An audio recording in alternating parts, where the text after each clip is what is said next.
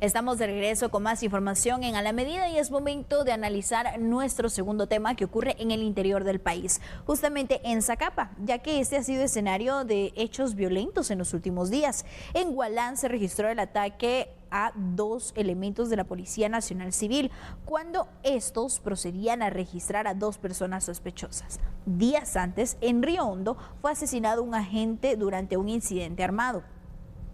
A continuación le vamos a mostrar los datos de Zacapa sobre las necropsias realizadas por el INASIF por causas asociadas a hechos criminales. Según las estadísticas, abril, mayo y junio fueron los meses con mayor número de necropsias asociadas a medios como heridas por arma de fuego, arma blanca o estrangulación, por mencionar algunas de las categorías asociadas a medios criminales. Y Fernando, lo que llama la atención acá es que en Zacapa una persona muere aproximadamente cada 2 días. Vemos, por ejemplo, que en la ciudad y en otros departamentos, pues esta cifra es aún más alta. Pero lo que llama la atención de Zacapa es que en menos de 2 semanas se hayan registrado ataques armados contra fuerzas de seguridad. ¿Qué es lo que está ocurriendo en ese departamento? Bueno, definitivamente hay que tomar en consideración uno de los aspectos que caracteriza a estos departamentos de Oriente, en donde pues el tema de portación de armas se convierte de alguna forma en una manera normal de vida.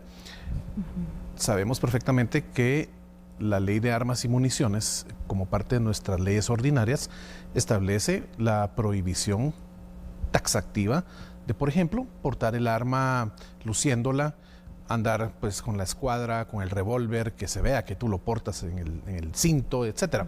Y cuando analizas la cultura de estos departamentos en el oriente del país, es como, pues realmente, sí, lo dice la ley, pero aquí se hace de esta manera. Entonces, uno, la proliferación de las armas, que obviamente hay que pensar que hay un alto porcentaje de personas que cumplen con la norma jurídica y tienen sus armas conforme a la autorización legal que DIGECAM pues les entrega.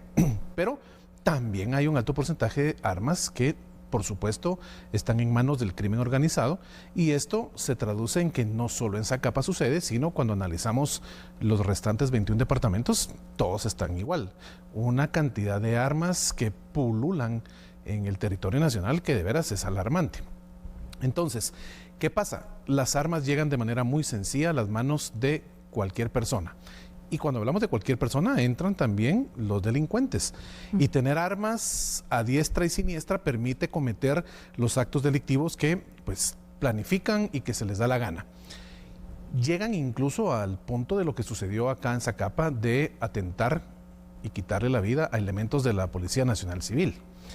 Si esto sucede, la pregunta que queda en el ambiente es, bueno, si estos grupos delincuenciales no tienen el más mínimo respeto incluso a la autoridad y ejercen esa violencia letal en su contra de una manera pues que realmente asusta, porque se sacan la escuadra y afectan a la persona que esté cerca de su víctima y no les importa nada, y no digamos a la víctima que en este caso cegaron su vida. ¿Qué pasa? Es realmente una alarma total darnos cuenta que si eso sucede en contra de las fuerzas policiales, ¿qué pasa con el ciudadano común que sale al mercado cantonal a comprar su verdura, su fruta para la semana? ¿Qué pasa con la señora o el caballero que va a comprar tortillas, pan o un refresco a la tienda, a la abarrotería de la esquina?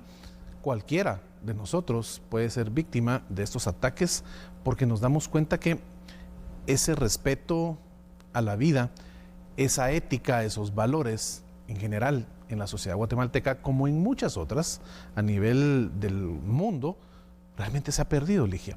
Entonces, es necesario que el control estatal en este tipo de casos sea mucho más contundente, que la contundencia vaya enfocada a la ubicación de las células criminales, de las personas que posiblemente se pueda, a través de una investigación basada en inteligencia policial, determinar su participación en estos grupos criminales, hacer las investigaciones del caso y, por supuesto, actuar de una manera coercitiva con todo el peso de la ley. Pero mientras eso no suceda, vamos a continuar dando este tipo de noticias que realmente enlutan a decenas, centenares millares de familias guatemaltecas y que cuando realmente tenemos la estadística anual, esto es alarmante, definitivamente.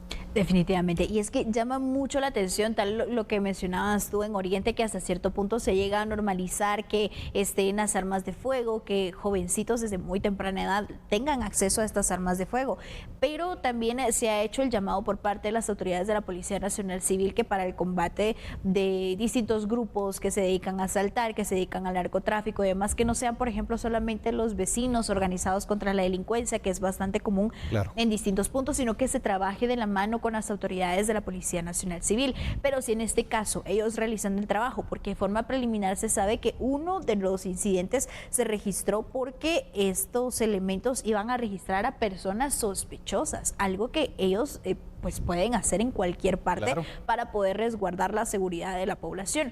Pero, ¿qué es lo que debe realizar entonces las autoridades para tener mayor presencia en el lugar? Porque sabemos que los elementos tampoco es que puedan dejar de hacer su trabajo, pero sí necesitan tener hasta cierto punto más seguridad para poder ejercer sus acciones. Mira, yo creo que aquí tenemos que entender que Guatemala desde hace mucho tiempo se salió de control el tema de la criminalidad.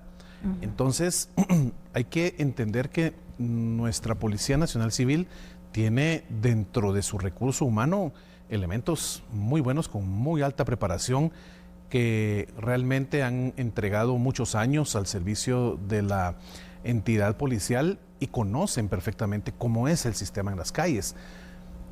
Y también hay elementos pues muy novatos que pueden no tener esa experiencia, ese ojo clínico, ese colmillo, y puede afectar en cualquier momento no tener la experiencia y caer en una trampa de pensar que ese sospechoso no va a estar armado o no va a reaccionar violentamente. Yo soy de la opinión que hay que tomar como ejemplo policías de otras latitudes geográficas del mundo y darnos cuenta que la policía, por ejemplo, hablemos de Estados Unidos. El ejemplo de la policía ahí es contundente y hay un sospechoso que medio hace un movimiento que pueda poner en peligro la vida del oficial y la fuerza letal está presente. ¿Pero por qué? Porque hay una legislación que les permite tener ese tipo de actuaciones a la fuerza policial en ese tipo de circunstancias, en ese tipo de situaciones. Un problema en nuestro país es justamente hasta dónde un policía puede realmente utilizar la fuerza letal. Y cuando analizamos a profundidad qué es lo que nuestra ley establece, te das cuenta que el policía muchas veces en la calle está de manos atadas porque responder de manera letal le va a traer consecuencias jurídicas que realmente se tornan en un problema muy grande. Y por supuesto, a pesar que la Policía Nacional Civil les brinda el apoyo, soy de la opinión que el organismo judicial, a través de los jueces que imparten la justicia en ese tipo de casos puntuales, entienden, saben y aplican la norma, y no solo la norma, sino la sana crítica para saber que el policía actuó en defensa propia. Y posiblemente, en la mayoría de casos, va a salir el elemento de la Policía Nacional Civil sin ningún inconveniente legal. Pero sabe que se va a meter en ese problema. Sabe que lo van a parar deteniendo sus mismos compañeros, sabe que tiene que ir a dilucidar su situación jurídica frente al juez y va con el estrés de saber que tiene que enfrentarse a una decisión que posiblemente tal vez no sea la mejor para él.